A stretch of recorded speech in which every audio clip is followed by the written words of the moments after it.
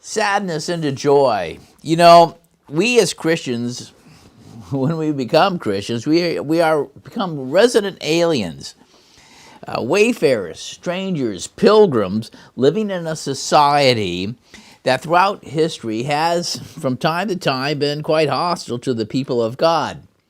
And because of this reality, the fact of the matter is we're living in a world that the scriptures reveal is being run by the God of this world, who is Satan. Let's go to 2 Corinthians chapter 4 and verse 3. I want to cite this in the New Living Translation. 2 Corinthians chapter 4 verse 3. Apostle Paul, in writing the brethren there, he said this. He had this point. He said, if the good news we preach is hidden behind a veil, it is hidden only from people who are perishing. Satan, who is the god of this world, has blinded the minds of those who don't believe. They are unable to see the glorious light of the good news, that is to say, the gospel, because they don't understand the message about the glory of Christ, who is the exact likeness of God. As a consequence, because of such spiritual blindness, God's people have all from you get so many different times over the course of centuries and millennia have experienced situations that have made them sad, that have been difficult. This is part of the reality of what it means, to be a Christian in this life, to be one of God's people. Let's go to John 17 and verse 14. Jesus had this message that he gave. This was, of course, this particular aspect of it. He delivered in what is sometimes called, the Last Supper. It was his prayer that he gave before he would suffer and be crucified. He said this, and this is John chapter 17, verse 14. I'm going to cite this in the Amplified Bible version. Verse 14, I have given to them your word. The message you gave to me is the way in the Amplified notes. And the world has hated them because they are not of the world and do not belong to the world, just as I am not of the world and do not belong to it. I do not ask you to take them out of the world. To take them out of the world, that's a whole different story, isn't it? Death is one of the ways we leave this world. But that you keep them and protect them from the evil one. They are not of the world, just as I am not of the world. So Jesus doesn't leave us without hope. He doesn't leave us without, encouragement, because he prayed to God the Father and is asking them that he would protect us from the evil one. Now let's turn to John chapter 16 in the Gospels, just a little earlier in John 16, and this is again part of this long prayer that Jesus made with what is oftentimes called the Last Supper. And he said this, John chapter 16 and verse 1, I'm going to cite this in the New Living Translation. He said, and he's addressing directly the disciples, okay? You imagine they're sitting there, they're sitting there having a meal, they're sitting around a table, and he's looking at them, and he said, I have told you these things so that you won't abandon your faith. See, he's telling them, he's giving them all this information because things can be tough. It's tough to live and to walk as a Christian. And he said, I'm telling you these things so that you won't abandon your faith. For you will be expelled from the synagogues, he said, and the time is coming when those who kill you will think they are doing a holy service to God. The word expelled from synagogues is very interesting. It's one word. We have it in several in English, but it's Strong's, and if you look in the lexicon, in Strong's lexicon, it's Strong's number 656, aposunagogos, that is expelled from the assembly, or at the synagogue, excommunicated. So in this, he's saying, the people, they're going to treat you badly, he was saying to his disciples. Now let's go, and why are they going to do this? Why will these people? I mean, the disciples had to have wondered, here it is, our community is going to just put us on the outside. They're going to reject us. Why is this? And Jesus explained that a little earlier in the Gospel of John. If you turn back with me just to John chapter 12 and verse 37. John chapter 12 and verse 37. But despite all the miraculous signs that Jesus had done, and they're all recounted in the Gospels of Matthew and the Gospels of Luke and the Gospel of Mark as well as John, despite all these miraculous signs that they had done, most of the people still did not believe in him. See, it would be only a small group of people who would actually believe what God revealed and what God sent. He sent the gospel through his messenger, Jesus Christ, to bring these things to people's attention, yet still only a very small minority of the people would believe him. It is very clearly, most of the people still did not believe in him. Verse 38, this is exactly what Isaiah the prophet had predicted. Lord, who has believed our message? To whom has the Lord revealed his powerful arm? Verse 39, but the people wouldn't believe, for as Isaiah also said, and he's quoting in verse 40 here, the Lord has blinded their eyes and hardened their hearts, so that their eyes cannot see and their hearts cannot understand, and they cannot turn to me and have me heal them. Isaiah was referring to Jesus when he said this, okay? It was a prophetic. Isaiah was speaking and writing his ministry was about 700 BC, so it was about 700 years earlier. Isaiah was referring to Jesus when he said this because he saw the future and spoke of the Messiah's glory. Many people did believe in him, however, including some of the Jewish leaders.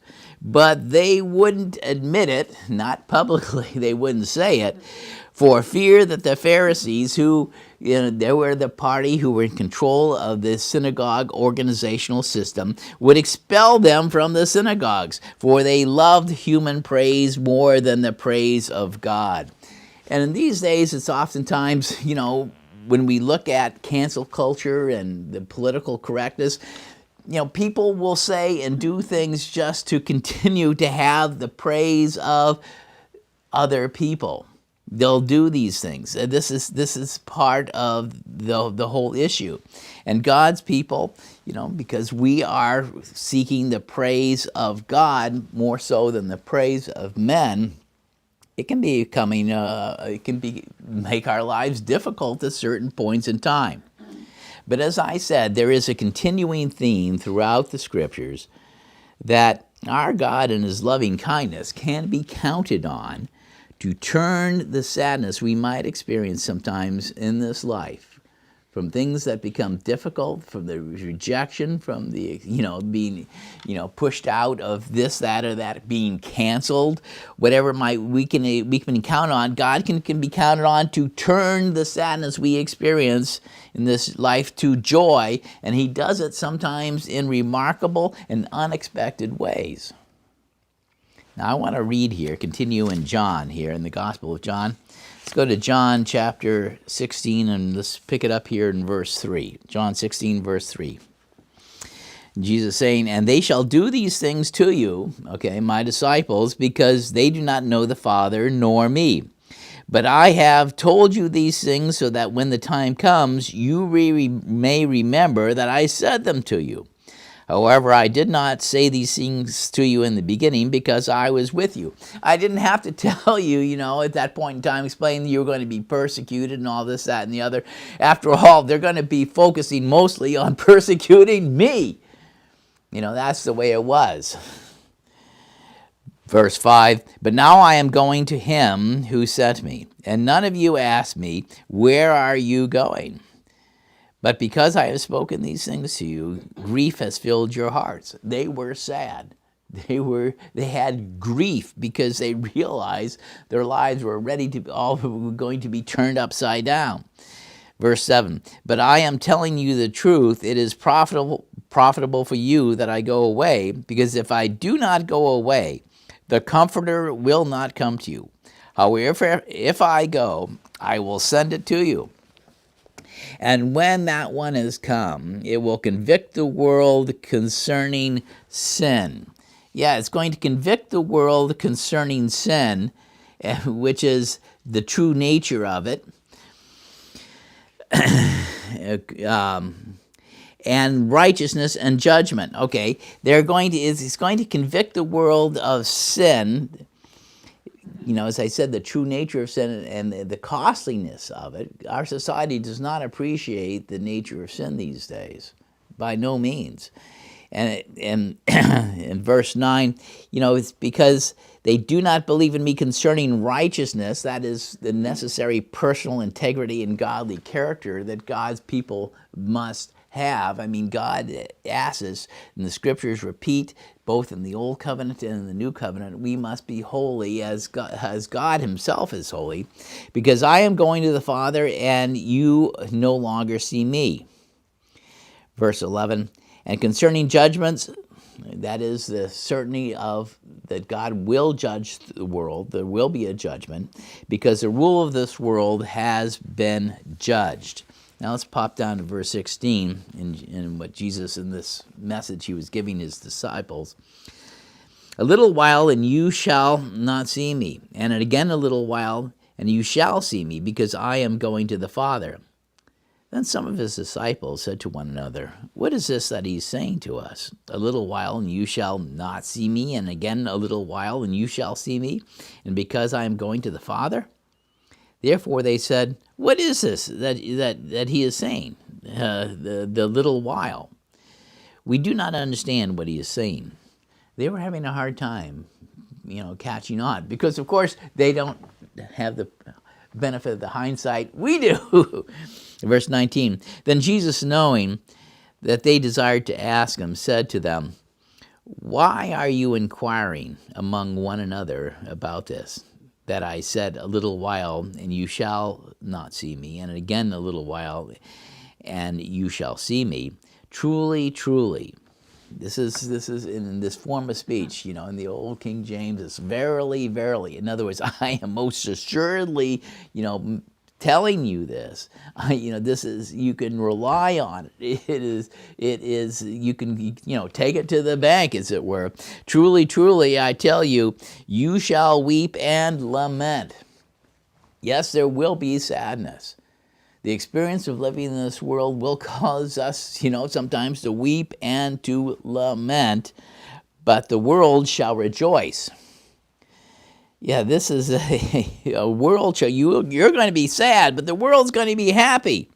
And you will be grieved. And then Jesus adds this kicker. But your grief will be turned to joy. Your grief will be turned to joy. You know, in the original Greek, the contrast between the sorrow of the disciples and the joy of the world is even more striking than it is in English, because in Greek, sort of a literal translation is, weep and lament shall ye, but the world shall rejoice. Okay, that's the literal translation. You know, weep and lament shall ye, but the world shall rejoice. It's this juxtaposition. And let's go down here to, so what is this? You know, Jesus said the world, so how is it we're going to rejoice? How is it the disciples? Well, Jesus had made something very clear to the disciples, you know, and this is in the heart of what the gospel is about, was the resurrection. See, the world was going to rejoice. You know, the Pharisees and those that hated what Jesus was saying, who resented that he said he could give them the authoritative interpretation of how to keep the Sabbath or the other parts of the law of God and what it meant to be in living in covenant with God. You know, when they rejected that, they would kill him, and they would rejoice because they no longer had this competition. And that's the way a lot of the leadership felt, that, you know, Jesus was proposing something that was in competition to the vision, to the world order that they had proposed. It's just like right now. Why do you think Christians are so persecuted right now in many places of the world? Yeah, in some places in the world they're killed. They absolutely are, for hostile reasons, or persecuted by state because we won't put a false prophet or a false religion first, or we won't put the state, as God in our lives and the ultimate authority. There are lots of Christians who are facing these difficulties right now. They are experiencing sadness, but he said, we will eventually rejoice. He's going to turn our sadness into rejoicing, because ultimately Jesus would say, I have overcome the world. How did he overcome the world? I mean, they took him at that point in time and they beat him, they whipped him, and then nailed him on a cross and left him up there to die. Let's see, this is in the heart of what, how God turned the sadness of the disciples to joy. This is the heart of the gospel in chapter 20, John chapter 20. Now on the first day of the weeks, this was, the day that you would count for on Pentecost. That's why in the Greek it's actually puts it that way. While it was still dark, Mary Magdalene came early to the tomb, because Jesus had been crucified, he'd been killed, and the disciples were lamenting. And she saw that the stone had been taken away from the tomb, and she ran and came to Simon Peter and to the other disciple whom Jesus loved, that is to say, the Apostle John, and said to them, They have taken away the Lord from the tomb, and we do not know where they have laid him. As a result, Peter and the other disciple went out and came to the tomb. Now the two ran together, but the other disciple ran faster than Peter and came to the tomb first. And he stooped down and saw the linen clothes lying there, but did not enter.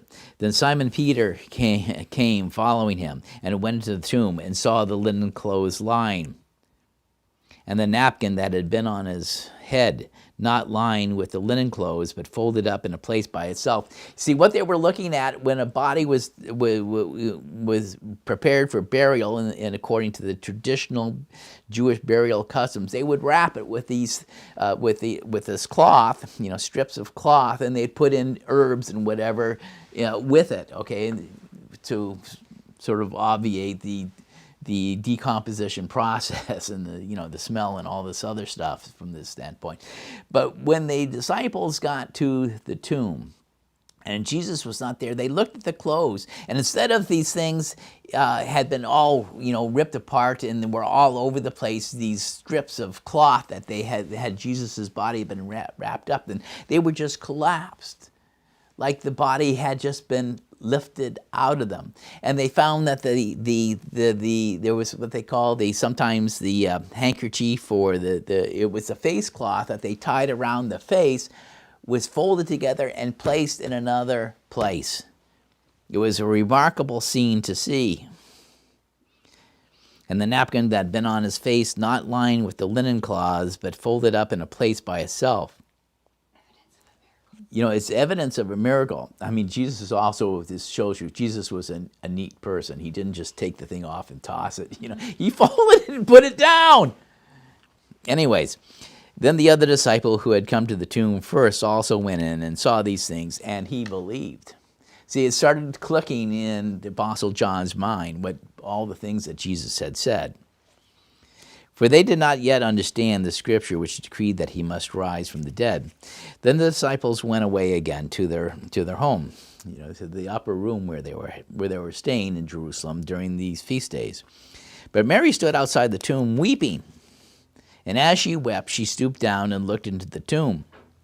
See, she was experiencing enormous sadness, but God has a way of remarkably turning that sadness into joy, as we're going to see. She saw two angels in white who were sitting, one at the head and the other at the feet, where the body of Jesus had been laid, and they said to her, "Woman, why are you weeping?" And she said to them, "Because they have taken away my Lord, and I do not know where they have laid him." And after saying these things, she turned around and saw Jesus standing, but she did not know it was Jesus because he was disfigured. And it says that Jesus said to her, "Woman, why are you weeping? Whom are you seeking?" Thinking that he was the gardener, she made this assumption of the gardener because oftentimes men who had been disfigured and wore and things and their faces were all messed up were employed as gardeners because, well, people didn't like to hang around with them, so they had sort of more solitary jobs. And she said to him, "Sir, if you have carried him off, tell me where you have laid him, that I may take him away." And Jesus said to her, "Mary." And turning around, she said to him, "Rabboni," that is to say, teacher. She recognized his voice. See, his voice had not changed. She recognized it.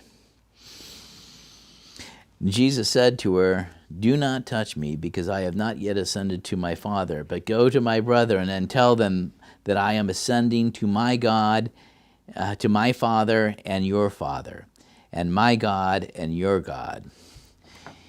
And she ran, of course, as she came to the disciples, bringing word that she had seen the Lord, and that he had said these things to her. And afterwards, as evening was drawing on, near the first day of the weeks, and the doors were shut, when the disciples had assembled for fear of the Jews, for fear of the leaders, okay, because they were the disciples of this man whom they had killed, Jesus came and stood in the midst and said to them, "Peace be to you." And he said to this, and he showed them his hands and his side.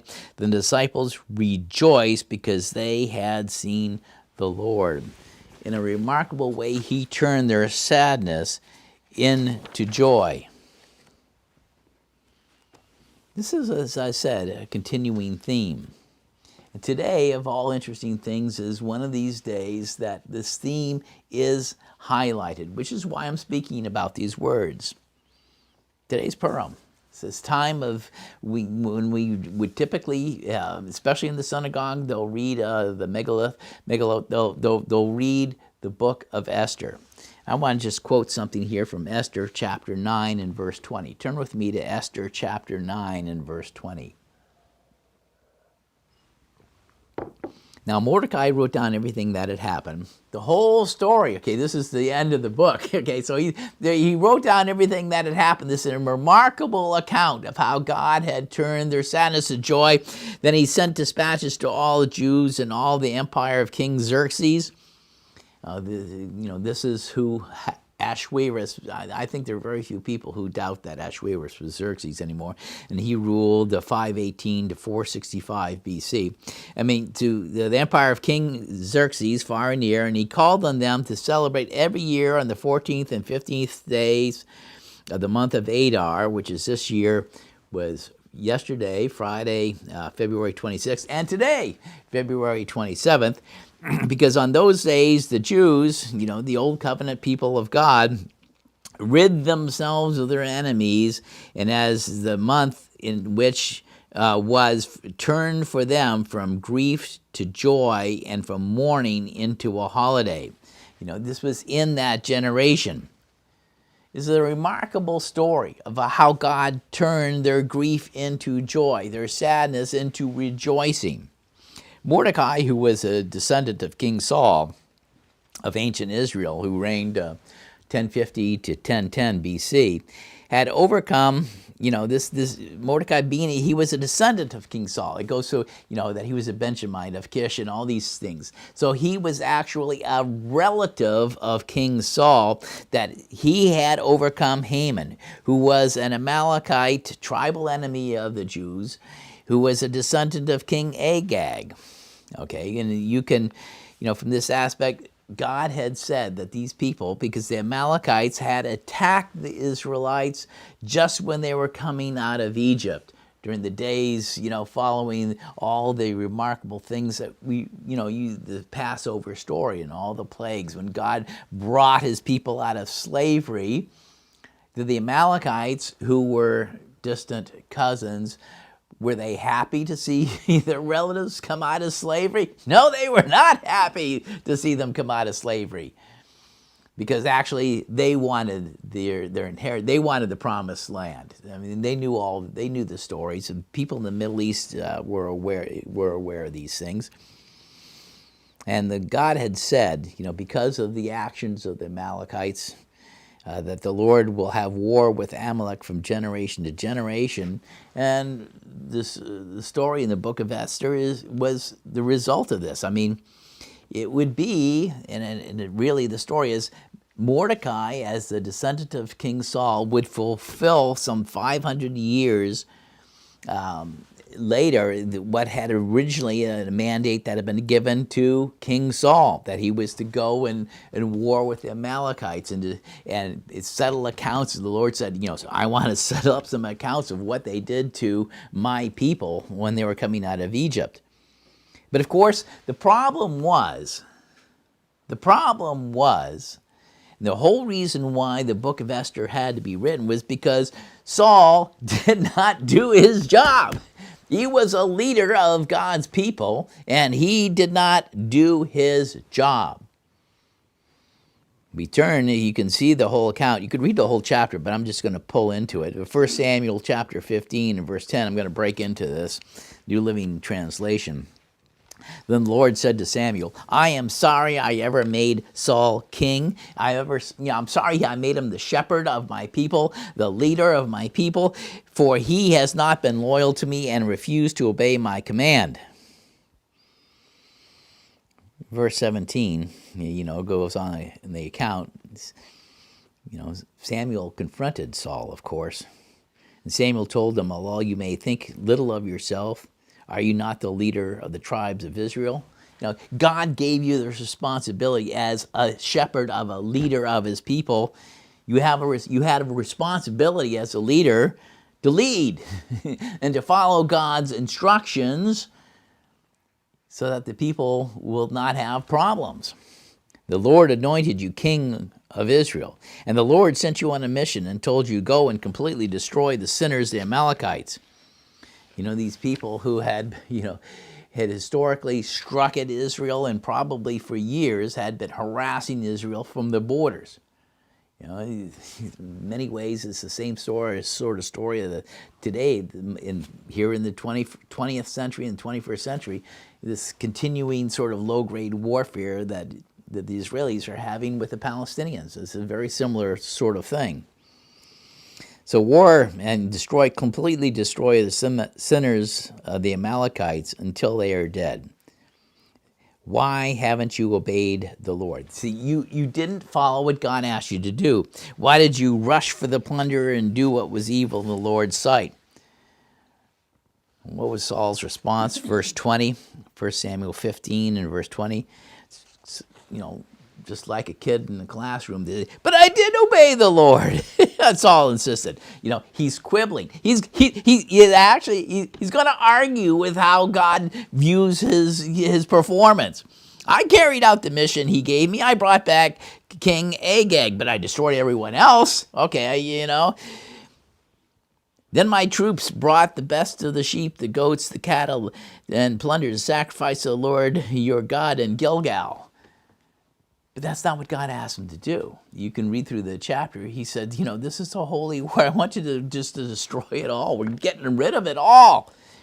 Verse 22, but Samuel replied, what is more pleasing to the Lord, your burnt offerings and sacrifices, or your obedience to his voice? Listen, obedience is better than sacrifice, and submission is better than offering the fat of lambs.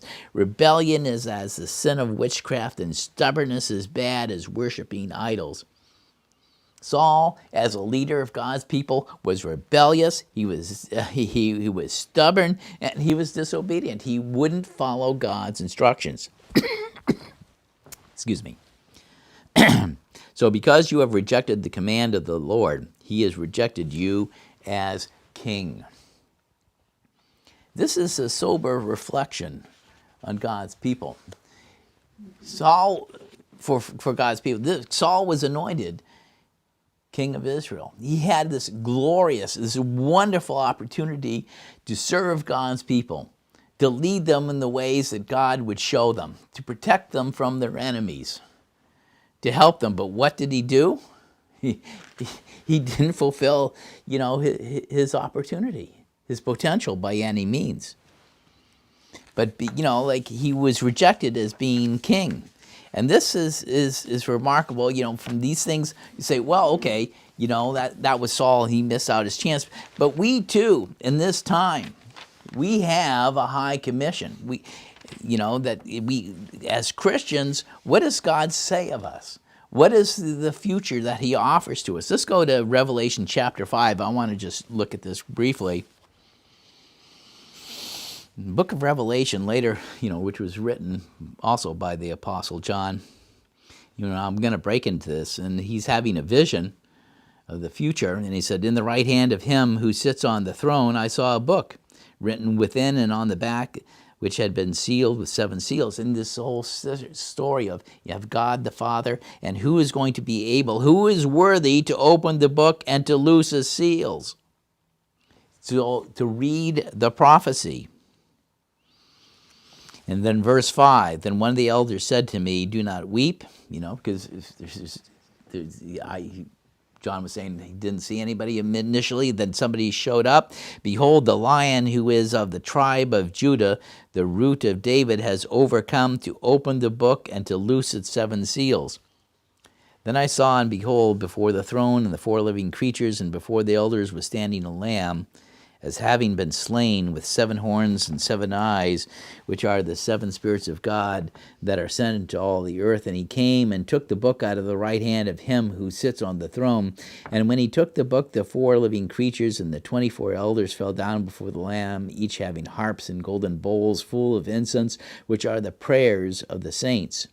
And they sang a new song, saying, worthy are you to take the book and to open the seals, because you were slain and did redeem us to God by your own blood out of every tribe and language and people and nation, and did make us unto our God kings and priests, and we shall reign on the earth. See, this is the glorious future of the people of God. We have, as it were, even a more incredible opportunity than King Saul in serving God.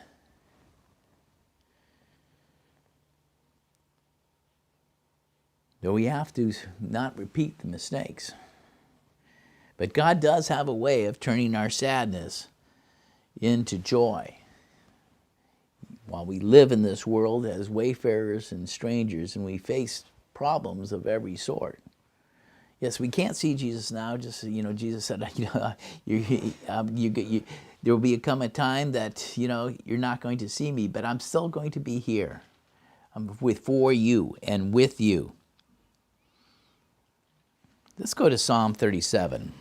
God gives us encouragement, because sometimes it can be very discouraging. We can be quite sad, or discouraged, or even depressed with some of the ways things are going in the world right now. Among God's people, we're living in various countries. It's difficult, isn't it? It is difficult. But this is what God would say to us. Psalm 37. We've got to take the big picture. Psalm 37, verse 1. Don't worry about the wicked or envy those who do wrong. For like grass they soon fade away, and like spring flowers, they soon wither. Trust in the Lord and do good, and then you will live safely in the land and prosper. Take delight in the Lord, and he will give you your heart's desires. Commit everything you do to the Lord. Trust him, and he will help you. He will make your innocence radiate like the dawn, and the justice of your cause will shine like the noonday sun. Be still in the presence of the Lord, and wait patiently for him to act. God has his timetable. He's never early and he's never late. Don't worry about evil people who prosper or fret about their wicked schemes. Yes, we have lots of evil people who are, and then they have wicked schemes, but God says that, that we're not to worry about them. We're not to obsess about it. Stop being angry, verse 8, and turn from your rage. Do not lose your temper. It only leads to harm. For the wicked will be destroyed, but those who trust the Lord will possess the land. Soon the wicked will disappear. Though you look for them, they will be gone. The lowly will possess the land, and they will live in peace and prosperity. It's not going to be the elites. Verse 12, the wicked plot against the godly. They snarl at them in defiance, but the Lord just laughs, for he sees their day of judgment is coming. The wicked draw their swords and string their bows to kill the poor and the oppressed, to slaughter those who do right. Well, as I said, what is today? Today, of course, is the time when people are celebrating in the Jewish community, the old covenant people of God. They're celebrating the story, the book of Esther. Let's turn just to Esther for a second. Let's go back to Esther. Esther chapter 3. Breaking in. Things are going to look pretty bad for the Jewish people, the people of Judah, who at this time, they were exiles. They'd been kicked out of their own country. God had sent them into exile because of the wickedness of, once again, of their own leaders. And to punish them as a group, God does have group punishment from this standpoint. He sent them into exile. And so after the Babylonians, empire collapsed, the Neo-Babylonian Empire. Then you had the Persians came in, and they were now the ruling global elite of that time. Chapter 3 and verse 1 of Esther. And after these things, King Xerxes promoted, Ahasuerus in the text, but it's Xerxes. That's what we're more familiar with. Promoted Haman, the son of Hammedatha, the Agagite. In other words, King Agag, the one that Saul was supposed to kill but did not, Amalekite that God said, look, I want you to wipe these sinners out. They're going to be nothing but trouble for you. Saul didn't do his job. And so here, about 500 years later, they're having to, the problem is back. And he advanced him and set his seat above all the princes who were with him, and all the king's servants in the king's gate bowed down and worshipped Haman, for the king had so commanded concerning him. But Mordecai did not bow down nor prostrate himself before him. And the king's servants in the king's gate said to Mordecai, Why have you transgressed the king's command? Now it came to pass, he didn't do it because he knew he was an Amalekite, descendant of Agag. And he was a descendant of Benjamin, of the house of Saul. Now it came to pass, when he spoke daily to him, and he did not hearken to them, they told Haman to see if Mordecai's words would stand, because he was a government official. For he had been told them that he was a Jew. And when Haman saw that Mordecai did not bow down nor prostrate himself before him, then Haman was full of wrath. But it seemed contemptible to lay hands only on Mordecai, for they had revealed to him the people of Mordecai, that he was a Jew. So Haman sought to destroy all the Jews throughout the whole kingdom of King Xerxes, the Persian Empire, the people of Mordecai. So it was a plot of genocide. It was a terrible plot of genocide. Here in Canada, was it this week or last week? I guess it was last week, that our parliament voted to label how the Chinese communist dictators are actually operating and performing a genocide against the Muslim Uyghur people in northwestern China. Anyways, I think the Dutch also recently passed a resolution labeling China's actions as genocide. In the first month, that is, in the month Nisan, the 12th year of King Xerxes, they cast pur. That is the lot.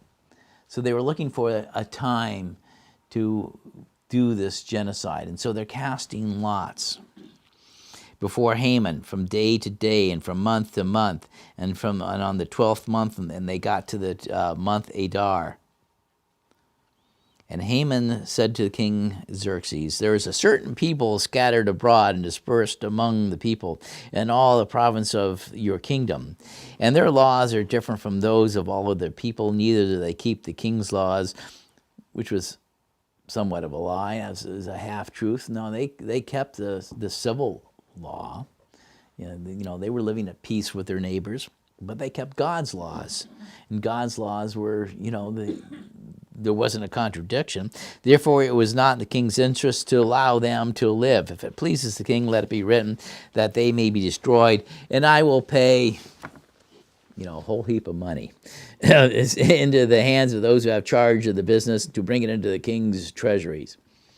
And the king took his ring from his finger and gave it to Haman, the son of Hammedatha, the Agagite, the Jews' enemies. And the king said to Haman, the silver is given to you. I don't need the money. And the people also to do with as seems good to you.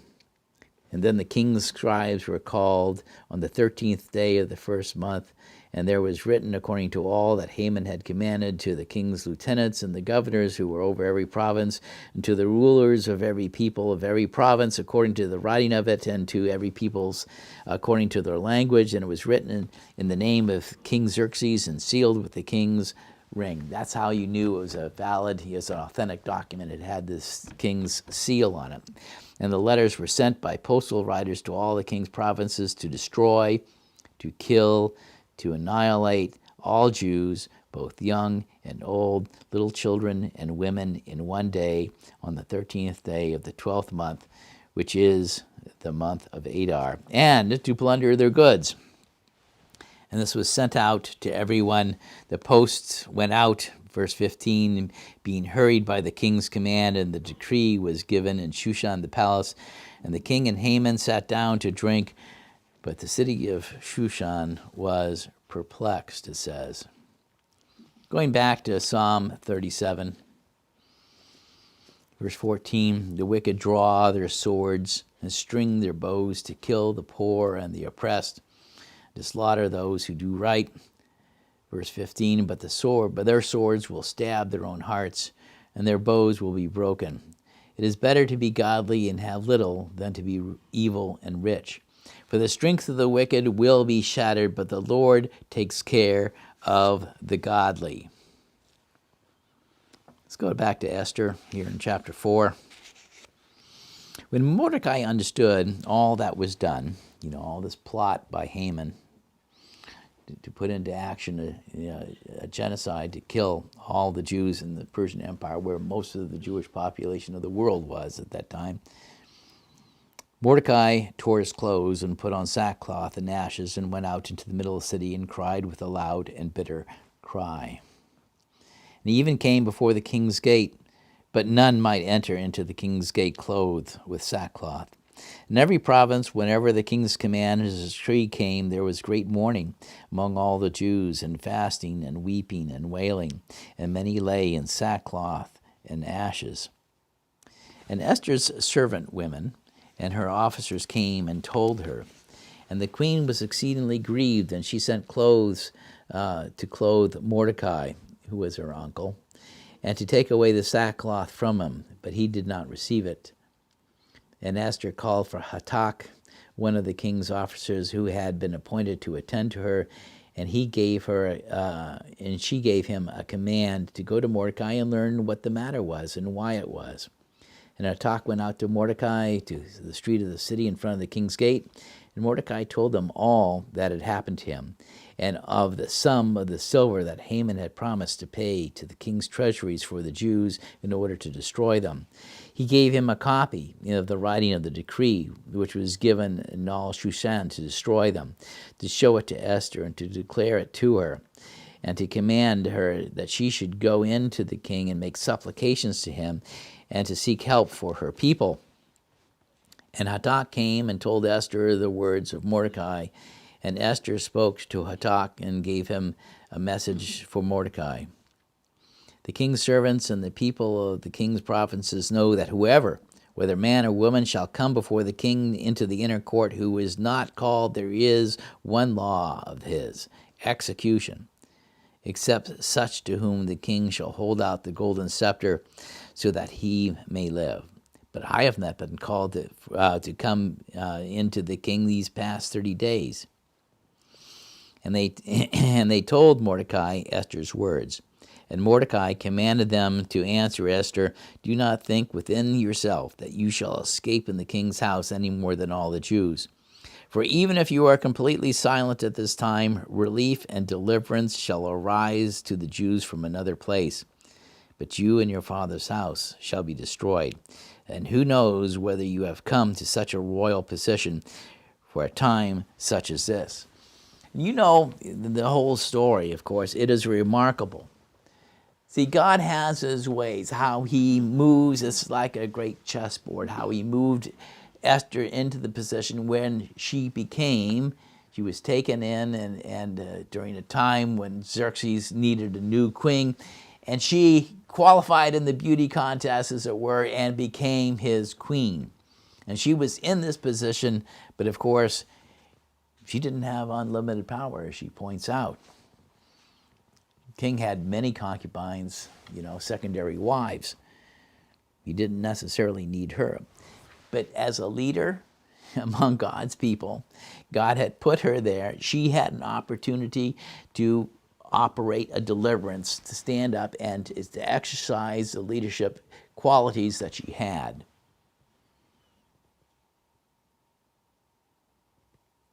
Going back to Psalm 37, verse 18. Day by day, the Lord takes care of the innocent, and they will receive an inheritance that lasts forever. They will not be disgraced in hard times. Even in famine, they will have more than enough. But the wicked will die. The Lord's enemies, like flowers of the field, they will disappear like smoke. The wicked borrow and never repay, but the godly are generous givers. Those the Lord blesses will possess the land, but those he curses will die. The Lord directs the steps of the godly. He delights in every detail of their lives. Though they stumble, they will never fall, for the Lord holds them by the hand. Once I was young, and now I am old, yet I have never seen the godly abandoned or the children begging for bread. The godly always give generous loans to others, and their children are a blessing. Turn from evil and do good, and you will live in the land forever. For the Lord loves justice, and he will never abandon the godly. He will keep them safe forever, but the children of the wicked will die. The interesting story is, of course, God did have his ways. You can read the remarkable string of coincidences in the book of Esther that God had to work with and use in order to frustrate the plots and designs of the wicked. This incredible elite. They were sitting in the pinnacle of power, Haman occupied, and those who served Haman. But yet God had a way of undermining them. In this case, through a woman, through Esther, who had hidden her nationality from this standpoint, and somehow they had the presence to see that they had to not fully say all of who they were, reveal all their cards. Whenever you're playing poker, you don't lay down your cards, so that those you're playing against can see this. Yes, God loves justice. He will never abandon the godly. He will keep them safe forever, but the children of the wicked will die. Of course, Haman would eventually, the king of Persia, Xerxes, would have him hung. And, on a gallows that he get erected to actually hang Mordecai. And they actually hanged eventually all of Haman's sons as well. The godly will possess the land and live there forever. Verse 30, Psalm 37, the godly offer good counsel. They teach right from wrong. One of the things the godly are to do is to make, judgments in this world. We have to decide, what we do this or what we do that. Society has changed. The Bible was written a long time ago. The last of the Bible was written some 1900 years ago. But we have to know how to apply the principles and the teachings of the Scripture to our modern situations. And this is something oftentimes, and it's sad to say, the Church of God has, not always done a very good job of settling problems and leading God's people. And, during my lifetime, anyways. If we go to 1 Corinthians 6 and verse 1, 1 Corinthians 6 and verse 1, I'm going to cite this in the Amplified Bible version. Paul said this to the Corinthian brethren. Interesting group of people. When you read through the letter, you get the picture. Does any one of you, when he has a complaint, a civil dispute, an argument with another believer, dare to go to law before unrighteous men, non-believers, instead of placing the issue before the saints, God's people? Okay, if there's a matter of controversy, where do? Do you go to the unbelievers, the civil authority? Something like this, or do you go for an understanding to God's people? Do you not know, verse 2, Paul says to them, that the saints, that is God's people, will one day judge the world? If the world is to be judged by you, are you not competent to try, to judge, to decide petty, insignificant cases, to make a decision of what is appropriate for God's people? Verse 3, do you not know that we who are believers will judge angels? How much more then to matters of this life? Yes, if we have matters of this life, it is something. It is, again, as I say, like those who are, as it says here in Psalm 37 and verse 30, the godly offer good counsel, they teach right from wrong. That is responsibility of those who are leaders in the church. Psalm 37, verse 31. They have made God's law their own, so they will never slip from his path. God's law is our authority. It is our top authority.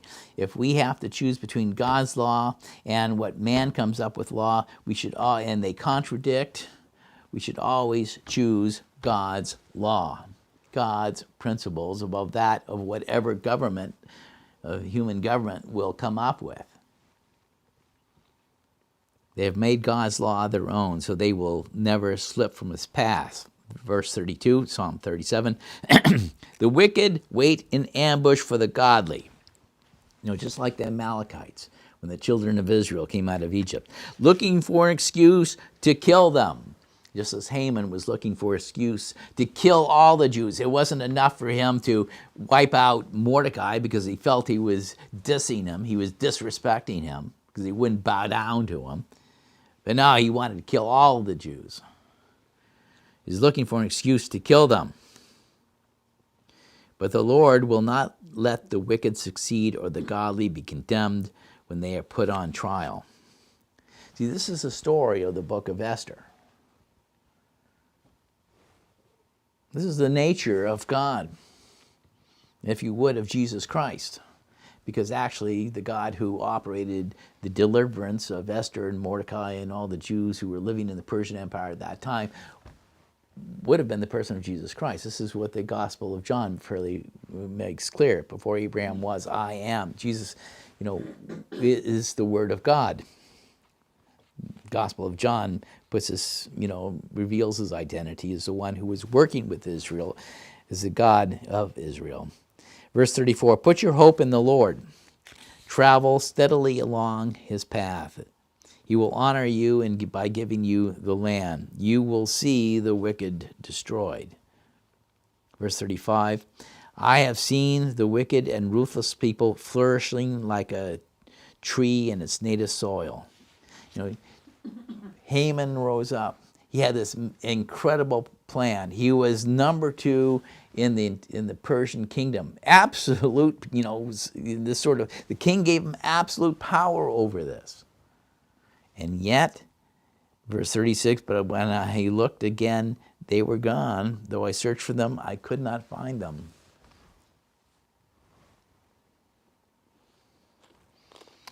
Esther, let's go to Esther again. Esther chapter 9, verse 1. Now in the 12th month, that is the month Adar, on the 13th day, when the king's command and edict were about to be executed, this plot that Haman had hatched and had circulated throughout the entire empire. Of course, he had collaborators, people who would work with him to kill all the Jews and seize their property. On that very day when the enemies of the Jews had hoped to gain power over them and slaughter them, it happened the other way around, so that the Jews themselves gained power over those who hated them. God has his way of turning sadness into joy. Those who were jealous and resentful of Jesus, resentful of the miracles that he came to show, is proof that he was the Messiah, but who didn't want to receive him, what? They killed him. But instead of, it ending at that point in time, and the disciples and those that were hoping for a change, their sadness would be turned to joy, by Christ's resurrection. And the hope that he gives, that, from the standpoint, even if you want to put it this way, that Satan, the god of this world, he holds the power of death. He seeks to turn us into his slaves, but we have a victory that's, goes past anything that he can possibly operate. Let's go back to Psalm 37. Psalm 37 and verse 37. Look at those who are honest and good, for a wonderful future awaits those who love peace. But the rebellious will be destroyed. They have no future. The Lord rescues the godly. He is their fortress in times of trouble. The Lord helps them, rescuing them from the wicked. He saves them, and they find shelter in him. During this time, the anniversary of this whole story of Esther and Mordecai, one of the books of the Bible, good opportunity to read.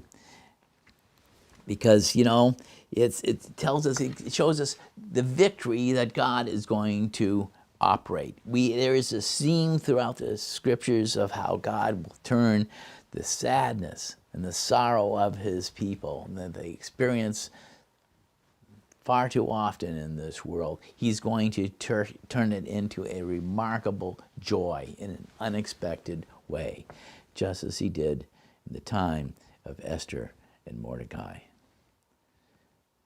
Till then, let's pray.